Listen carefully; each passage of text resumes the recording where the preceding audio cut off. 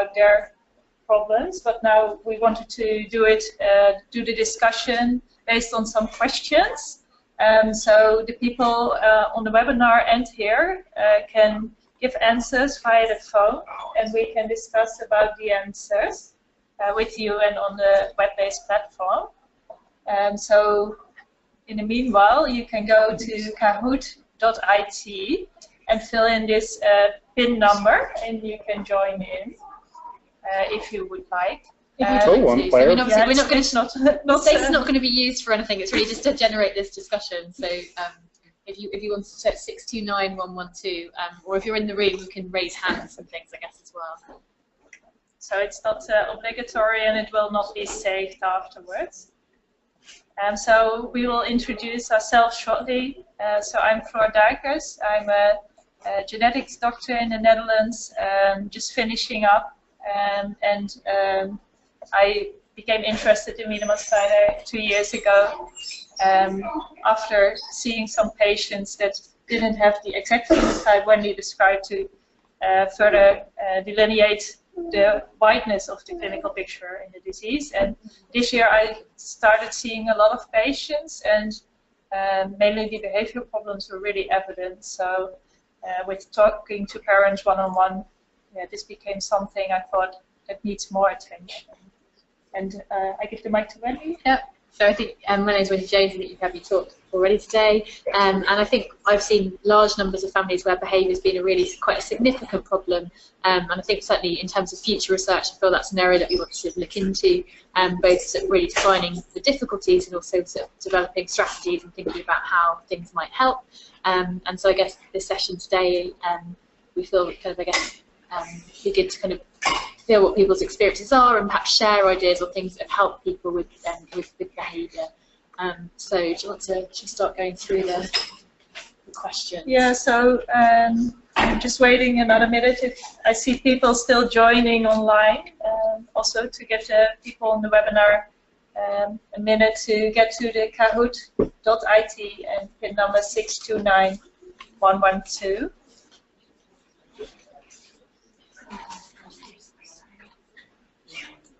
If you don't get in, don't worry. We can do hand raising in the room in the old-fashioned way. Yeah. Is the mic on? Yeah, mic is on. Okay. Yeah. Can you hear us? Yeah, we hear an echo, so I think it's working. Yeah, I think we should start, and the people on the webinar can always place a message if they want to join in on the discussion. Once we start, will they be able to still join in? Once? No. Oh. Okay. So. Or should we give a one more minute? Longer? We could always ask. Well, yeah. Yeah. Maybe we will tell a little bit about the problems. Okay. Yeah. Is there anything just before we'll start going through questions? But is there anything anyone particular wanted to focus on, or any particular? Anything that you wanted to say in particular? Yeah, I think we will start it. Yeah, we can press start.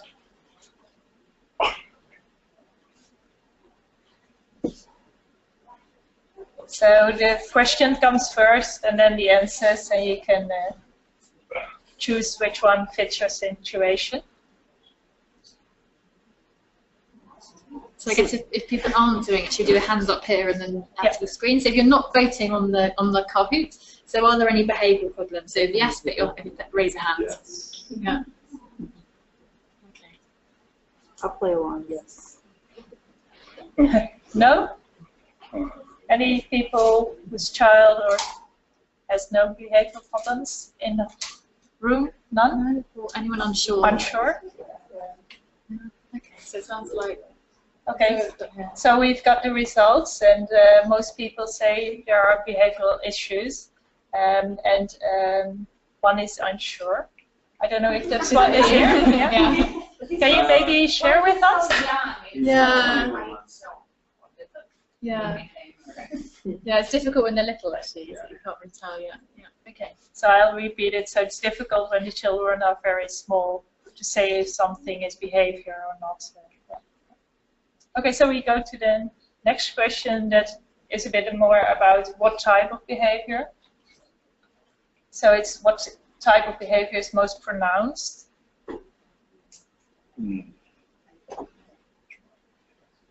So we had not more than 4 options. So.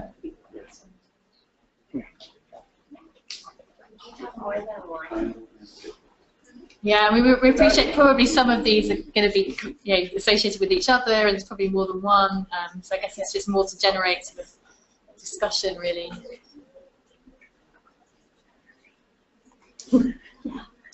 Okay, so we see it quite distributed over the range. I think it's good to have a story about these problems to see if other people recognize it, because often there's a lot of problems in diverse fields. Does someone want to tell anything about difficulties with change in routines? I would say general, like if Lisa walks by, right, or very attached to me, and I wouldn't be afraid. if she's gone, if you're gone, it's fine. But if you're like in the room or you're hurt or something else, like you are. I don't know. Okay. So attached to mother, but when mother's not there, even grandparents are fine as long as mom's not visible. Yeah. So maybe it's good to know a little bit about the ages of your children for us as well. I don't know, can you tell? Yeah, 21 months for ours. 21 months and in front? 4 years for ours. 4? 4. 4? Also? Almost 5. Almost 5? I think 5 months. Okay, also small? Yeah. 36 months? No. What's the question? Because I was focused on this. 30 months? What's the child? 30 months. I don't know. 2.5 years. Round number. I was like, Just start saying numbers. yeah, that's what I was doing. I was trying to get by. So 4 to 5 years and below till now? How old is your child? Or 3 now? Okay, you're all one? Your own family? This is the little one. This is the little one. Yes. And we have a 5-year-old that someone says on the webinar. Okay. Okay, yeah. So every group for us is also a bit different. So we just had a group with a lot of older children, so the problems will probably also be a bit different along the ages. Anxiety was a thing that a lot of Actually, did everyone vote in here? So is there any? So we perhaps should we go through it? People who didn't vote. So just to go through in the room, people who didn't vote. So difficulty with changes in routines. Is that a problem for people?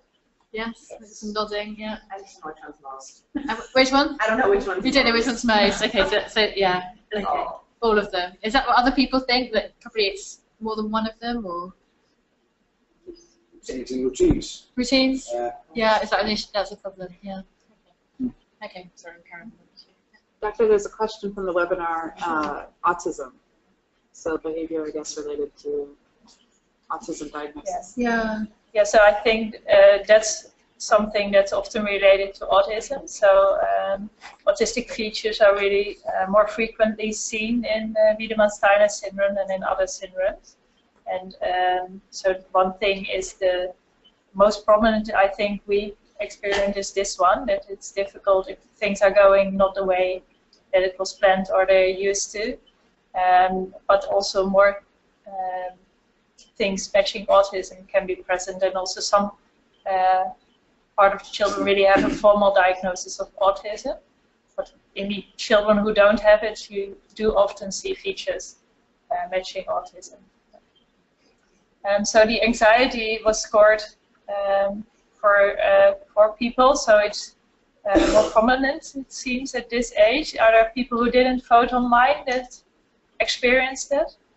I think anxiety is our daughter's biggest issue. Like, she gets really panicky, and it's over the top panicky, like almost like a physical, like physiological thing too. Like, you can feel her heart like racing, and she like grab onto if we go to like a new place and she's not sure where we are and what's going to happen. She has like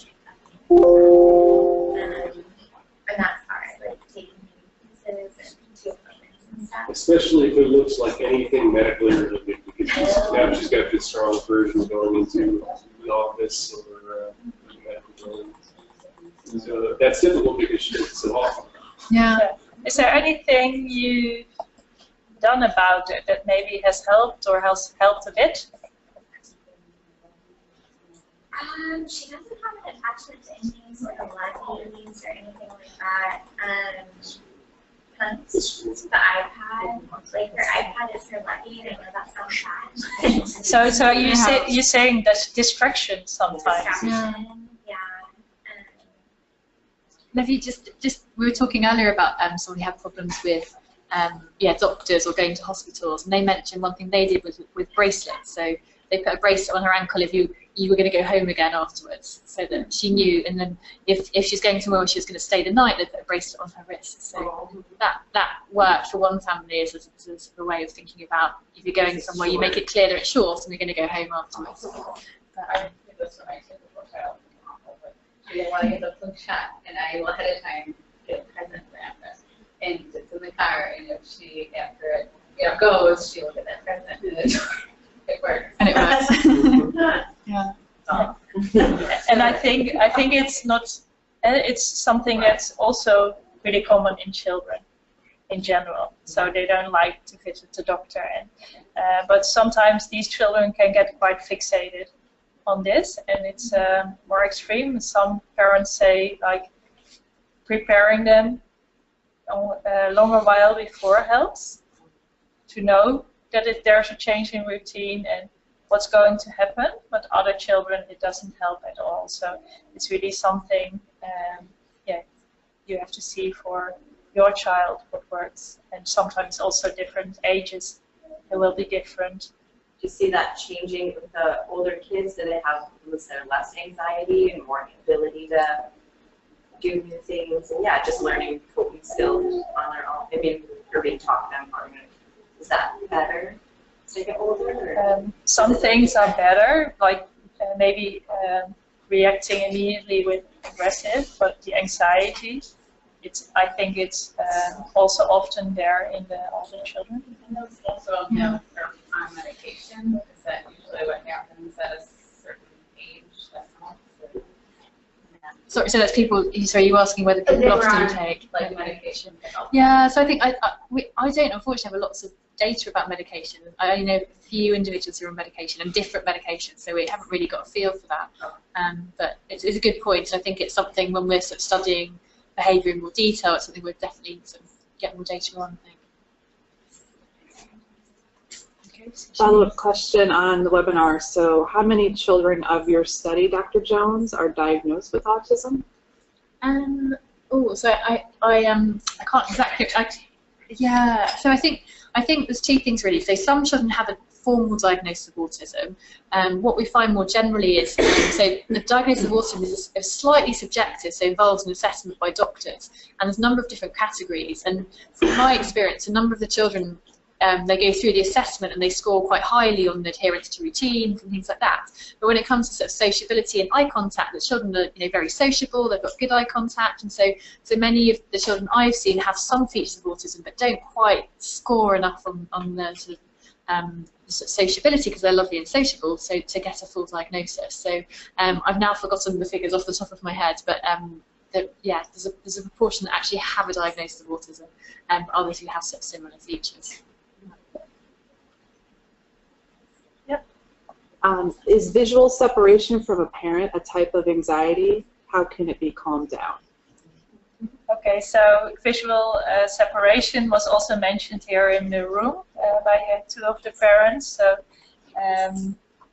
I don't have a solution for how it could be solved. Maybe I can ask the experts over here. Ask the experts here, the parents. Trying to, like to show on cleaning, try kiting, like quickly. The only thing that works is if I leave before I get down. How long will they freak out? I don't know. No, he's fine. This is good. Maybe it takes a minute. but I think ours he's is snapping out of it, like so young, you know, you're there. And it's like, I was gonna say ours is easily distracted, so she's 4. So I say, like, if we leave her with grandma, she's gonna really freak out, different than my other kids when I leave. But like if they give her a tub of water to play with, as soon as then she's here, right. like, and she's fine. Yeah, but that, yeah. So distraction, it's something they like. Yeah. A dog, yes. Yeah, so animal, water, I hear here. Yeah, those are 2 big ones. Is this recognizable for other parents, that these are things that can distract their children? Music, yeah, so I think these are things we've heard in the other 2 sessions as well. So music for animals and water. Also taking a bath during the day if they're really stressed, and that it helps. So you're repeating the same things, and yeah. So leaving, I think I heard, yeah, if you leave before the child wake up, sometimes it works better, but if it's of course not always possible. I don't think it's for the long run best for the child. So I think the distraction is probably a good solution. Yeah. There's a few more coming in. My son has a catastrophic view of life. He's especially paranoid about his father dying, and he will even come and wake him up at night to check that he's still alive. If there's a phone call, he assumes it's someone's calling to say his father has passed. We've tried meds. Nothing seems to help. It impacts everything, controls our whole family. Any suggestions, other medication? And it looks like the medication was fluoxetine. Okay, there's an antidepressant, I think, fluoxetine. Yeah, so I think one of the other families mentioned something similar earlier, where there's a session about something that went on for a long time, and I think they mentioned it actually with reassurance after about a year. It was a long time that it's sort of settled, but I don't know if you've got anything else to sort of say about that, really. I think they're not alone, this family, in having a child with a sort of fixation on one thing, and I think other than sort of reassurance, I think from other experiences that I think that was sort of the experience of another family. I don't know if anyone else in the room has had any similar experiences. So I mean, daughter had problems with thinking as well. But she's doing right. I am blind, but I said there was some experience. You know, I don't know if there was something they can say like, Daddy's got this necklace, and this is what keeps him safe. Or I don't know how to say that, but yeah. So that's a tip from here in the room. So children, children think in a fantastic world. So solutions that we as adults wouldn't believe or take. Sometimes children do help. So indeed, if there's a suggestion in the room is that there's a bracelet or a necklace that means that your parent is safe, then sometimes children will follow. Like when she goes to school and me in it, you know. Yeah, or a locket. One parent is suggestion with a picture in there, so they're with you when you go to school or there's something going on. I think it's a really, really difficult problem, and I think it can be very heavy for parents to deal with it. Do you see a lot of kids have aggressive behavior? Yeah, I think it's about 18%. I can't remember exactly the figure of had displays. Yeah, aggression. Just going through puberty, that seems to be an aggressive time. I think for some from Facebook pages seems like. Yeah, I think this kind of I think many of the children are quite a lot younger than that actually, but certainly with some. I'll show some, but else it's not. But some families that has been a difficult time actually. It's almost like the hormonal storm that kicks off other difficulties. And I think puberty is a difficult time for everyone. I think, but I think if you perhaps can't express your needs, or if you're anxious, then it may be worse. Yeah. Does it tend to get better after puberty? Yeah, I think we've got very few adults. We haven't met very many adults, and not every child has difficulties going through puberty at all, actually. But certainly from the adults I've met, yeah, they've all sort of settled after puberty. Do you have strategies on dealing with that during that time period? Because of behavior? Yeah, so aggression, I don't know so much about aggression during puberty, but I think certainly aggression I've seen tends to be younger children who aren't able to express themselves, and then actually as they're able to develop more language or develop a way of expressing their needs, things tend to get sort of a bit better. Also just making sure everything else has been looked at, so checking that they can hear okay, and so people aren't expressing themselves that it's not because they're deaf or it's not because of other reasons. And I guess other strategies parents have mentioned are things like biting, beads for biting, or if children bite a lot, so give them something to bite instead rather than biting you or another parent. So I don't know whether anyone else in the room's got any suggestions for aggressive. That now is seeing someone that they can talk to separate from you as a parent, that's not that they necessarily need to see a psychiatrist, but just yeah, but I think even. Yeah, I think some families certainly psychology or psychiatry can be really beneficial actually. Yeah. Something that was mentioned in the other session is that they sometimes can't see your perspective, so they can get the rational, so the things you're discussing about they do hear and understand, but they can't place themselves at your end, so that's difficult. So it's like a lot of things they can do very well, they're really strong in, but other things you overestimate them because of that. There are also things that are more difficult for them, and yeah, that's all I think always difficult to remember if you get into routes when they get older, to really see also, like, if you're early, if you see it's coming, if you can find clues. What will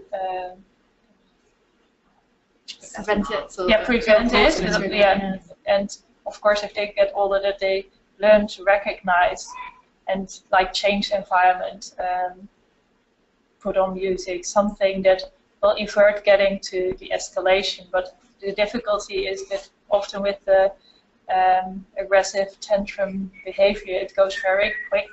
So you have to be really alert as a parent to step in at an early point to avert getting to the state that is really angry or emotional. Yeah. A tip from the webinar, someone says that they've had success with an ABA behavioral therapist who came to their home twice a week, and then as their child got older, they went to a school program that is ABA based and works on individual goals, life skills, and social needs. Okay. That's helpful, thank you. What is ABA? What is it? American Disability Act? Not here on analysis. ABA.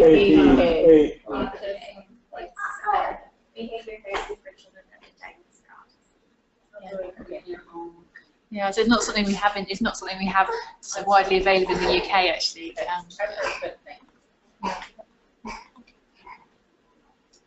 So we had also a big category other. So are there people with other behavioral problems in the room that want to mention it? It's like overly affectionate and like it doesn't seem like a problem, except she will like hug a complete stranger or like grab their face and like kiss them. She'll take somebody's hand and like walk off of them, like with her walk, which is they're like there's no like I don't know you know them. Yeah. It's scary. It is scary. Yeah. You have to. Now that she's like totally mobile, you have to watch her. She will just leave with like somebody else that you don't even know. Like there's no like I'm afraid of you or you're a stranger. None of that. Yeah. So I think. Yeah. So I guess there's no stranger danger. I guess is what we say in the UK. So I think. Yeah. So I think other families have mentioned that actually, and there's one little boy who'd go and sort of say hi to all the homeless people who were using drugs or something. So I think you're not the only family who's had that difficulty. And I think the other family, I think as he grew older, it became easier to try and explain. But I think it is a worry, I think, if children are so friendly to other people. But, I don't know if anyone else has had that difficulty as well, or whether they had any. Yeah. Yeah. I could read it with anyone for nights.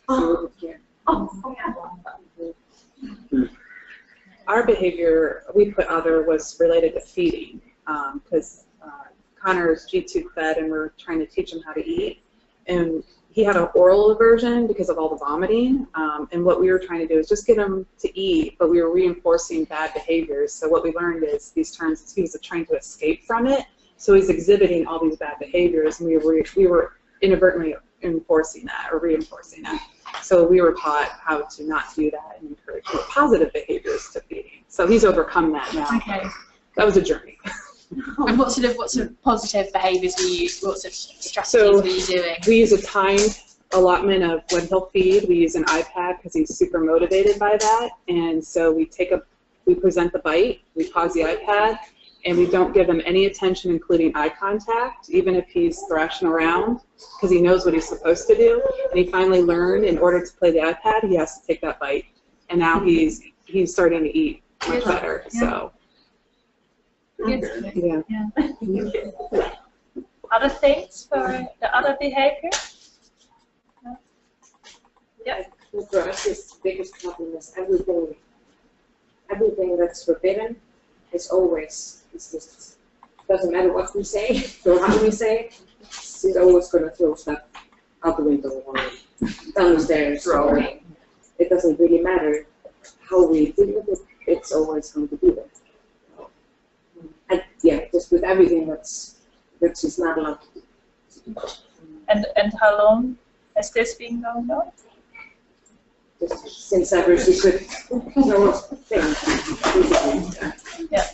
So like setting borders is not helping. No. This is the It's like she looks at us It's like to get a reaction.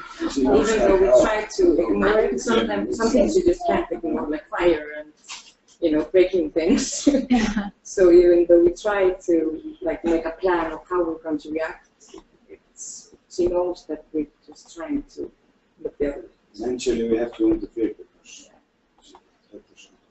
And if you distract her with something else, does that help? Usually not. No. She gets determined. She just took, if we hold the other hand and show her something, she takes the other hand and takes it. Do you have a suggestion? I have a question. Do you think the behavior issues that you're hearing about from our children are more because of their syndrome or just them being little kids? Do you see it as a difference or?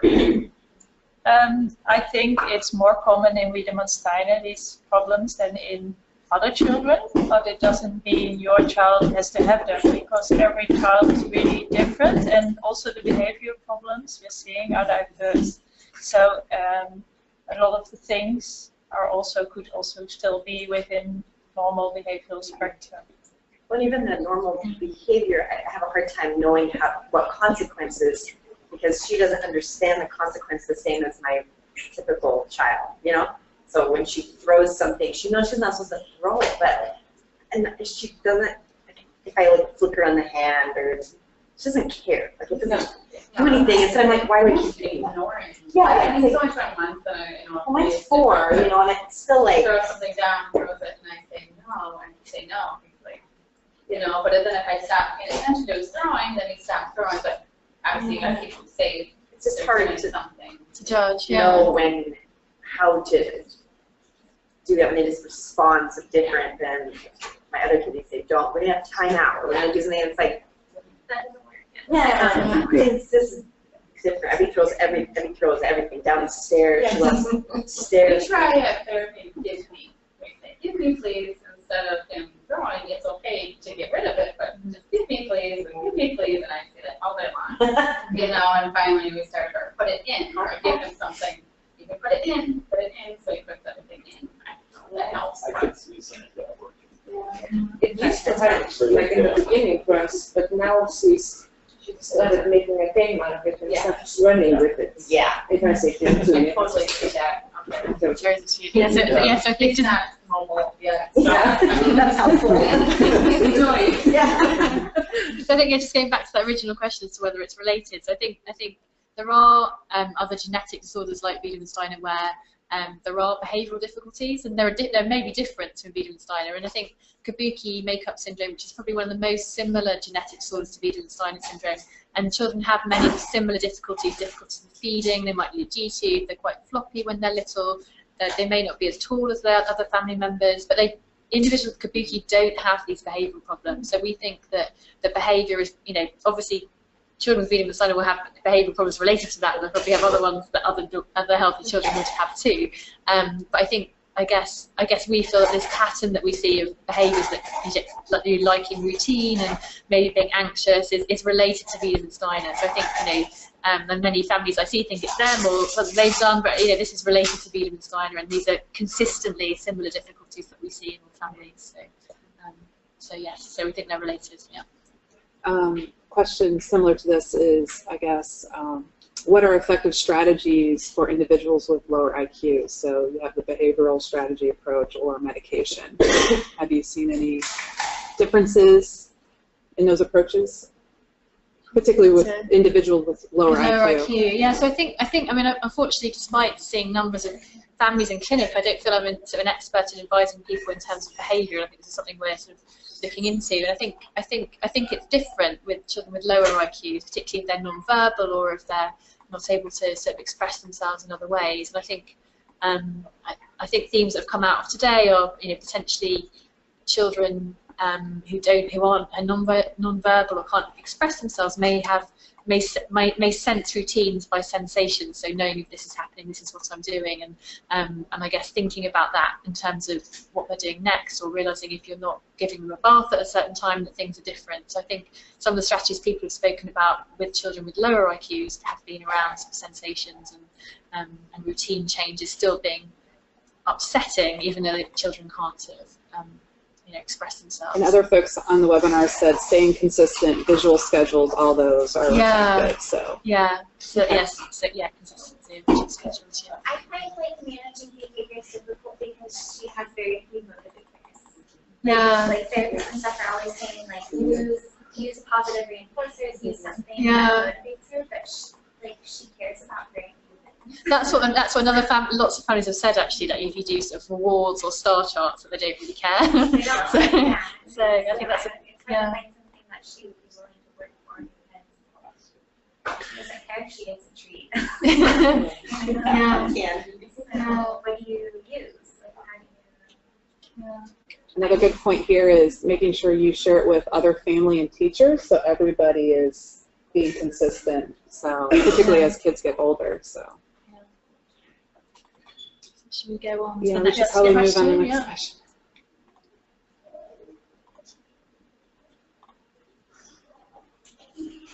So the question is where are the problems most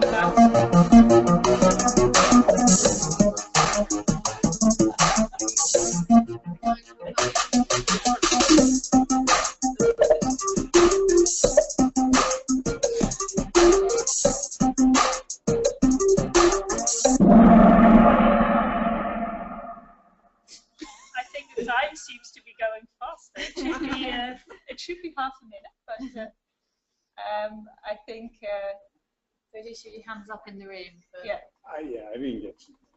You did not vote yet. So who says the problems are more pronounced at school? So hands or up. daycare School, daycare. for the school. No. With strangers? Probably just separation anxiety. Yeah, but not that they're worse with strangers, no. But you say? Like we come into like a big room of people, or a party, like we'll go to a relative's house for Thanksgiving, we go and he all things like cringes and it takes him a while to settle down. And loud noises, he gets scared, clapping, he gets scared. It's the sudden noises, I think. Yeah. So we went to a party yesterday with loud noise, but I think if it's there and it's continuous and the atmosphere is okay, that's the loudness of the noise is not. Yeah, and music is okay, but if it's all sudden, then bells or something. Yeah. So when they sang Happy Birthday yesterday, he was fine the whole time with the music and the noise. And as soon as everyone sang Happy Birthday, he just started bawling. you know. And the music was quite loud. It was all those tin drums and things. Yeah, It was and he was quite fine. loud. He was fine with all that. He was fine with all that music, and then when we sang Happy Birthday, that was it. That was it. Yeah. And that the problems are more pronounced at home. People feel that. Yeah. Yeah. So most. Were you almost always at home? Yeah. So with the young children, you're most at home. But I think we also heard that from the other sessions that the children, when they are at school or strangers or at the doctor, are really sweet and try to make other people feel nice and behave better. And it's a bit like when they then come home, like all energy went into that, and difficulties are more at home. Yeah. I don't think if people could identify.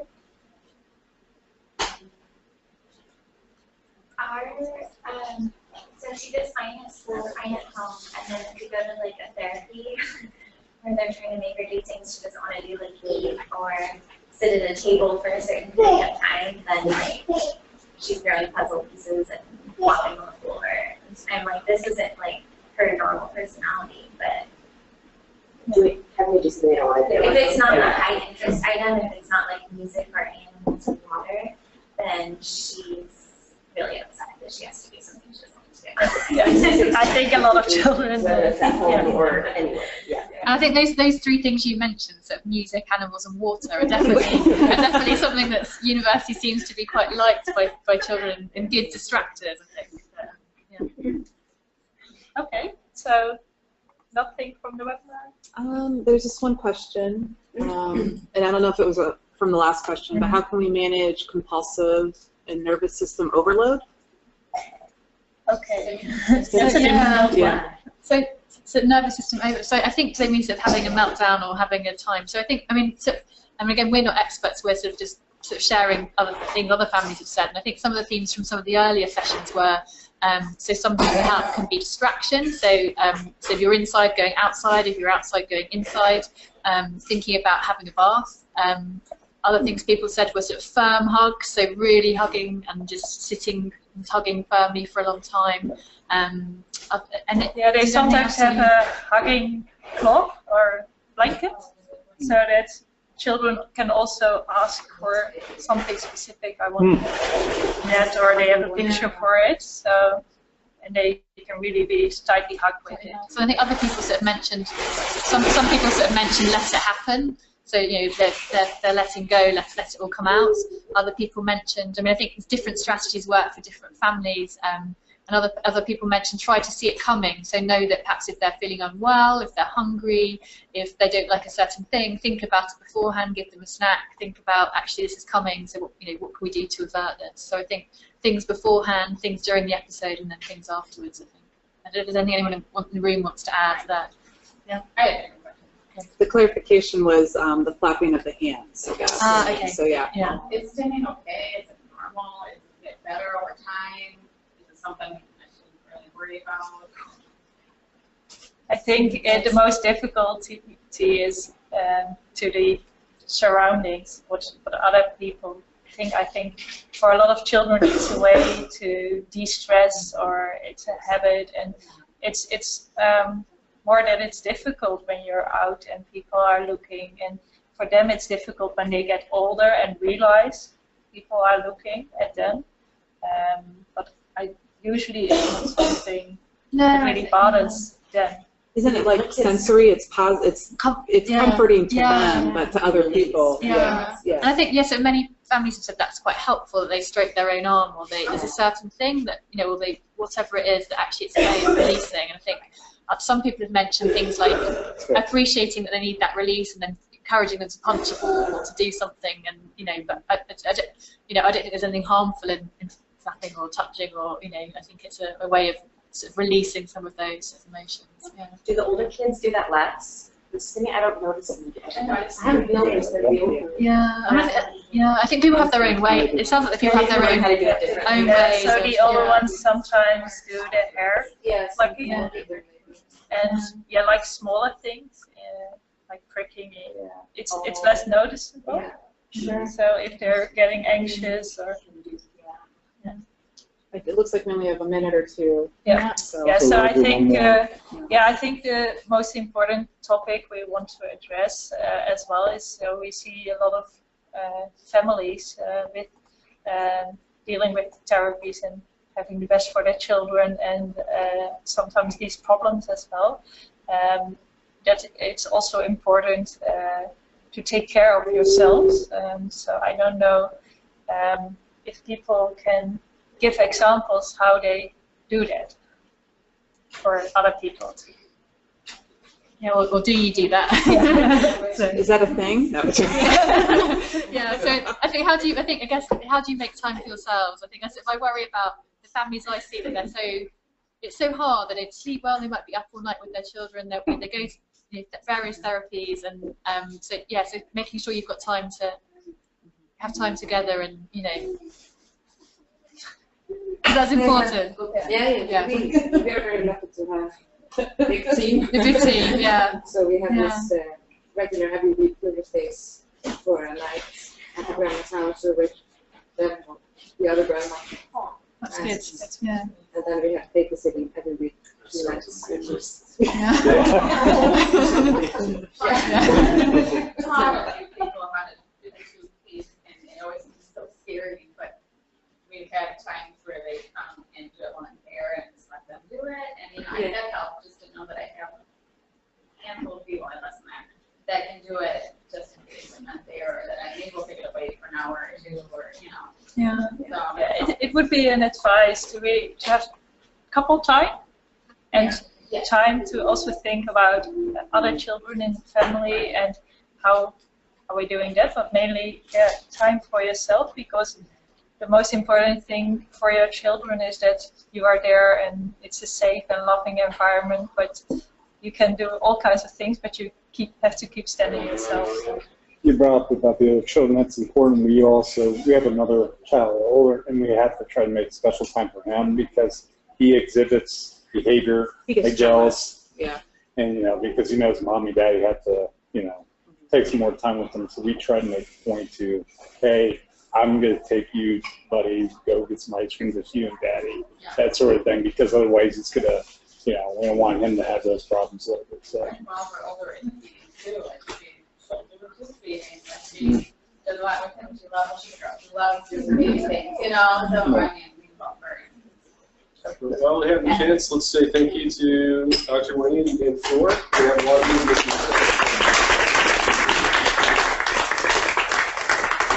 Thank you for sharing your stories with us. It's really helpful also for us to help other families.